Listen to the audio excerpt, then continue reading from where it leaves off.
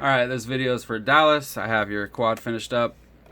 So you sent me your Armatan rooster, and it looks to me like it was a bind and fly from Armatan. I can tell from the flight controller and the ESCs that they use and the motors. So it was a bind and fly, and you wanted to turn it into a DJI with the air unit and crossfire.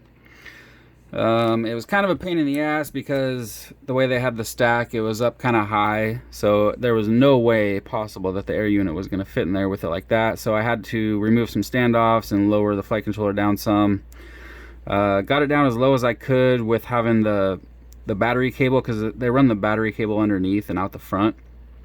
So, and it's super thick wire, so that's as low as I could get it, which was just barely enough to be able to fit the air unit in there. It's nice and snug in there.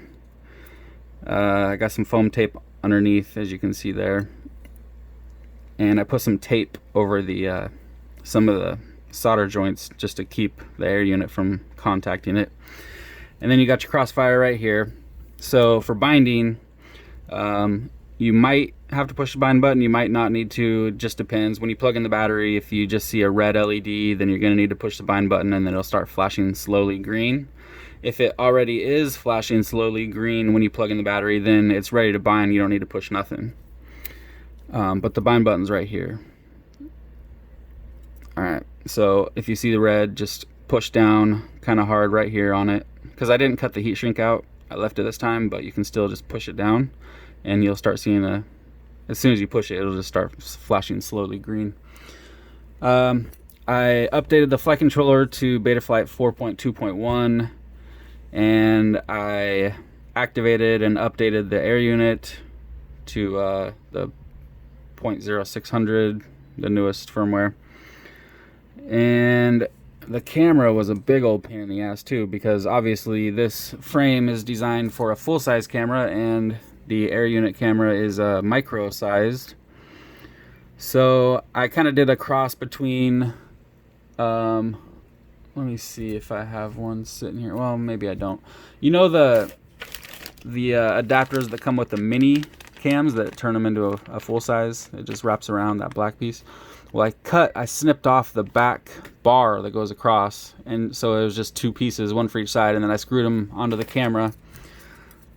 You might be able to see there on each side, that black, that's what that is. It wouldn't have worked with the bar going across the back, because on the back of this camera it has the plug like right in the middle in the back, so it was right in the way. So I just snipped that off and just screwed these in on each side, and then between using that and then also a little M2 nut on either side, it was perfect.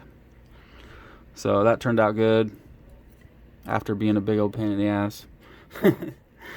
And that's about it. Your antennas, I zip tied them in the back here, so they should be good. You know, you want them kind of angled out like this. Your crossfire antenna, everything's good to go. So I threw these props on here. I'll just do a quick hover. The firmware on the Crossfire RX is the 3.72. I'm not sure if that's still the newest, but it was the newest like a week ago, so probably still is. Alright, it's already bound up to my radio, so we're just going to plug it in. Telemetry recovered.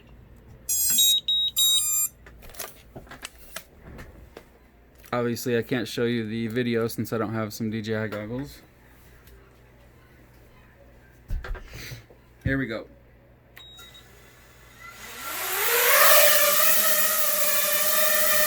Look at that, super smooth.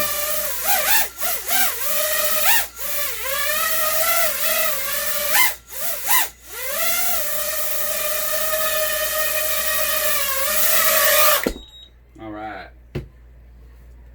That's gonna fly real nice for you. All right, so that should do it. So I'm going to get this boxed up and shipped out for you today, because I know you wanted to take it on your trip that you're going on. So I will get this out for you today. I'm going to box it up right now, and I'll send you over tracking when I have it. All right, thanks, Dallas.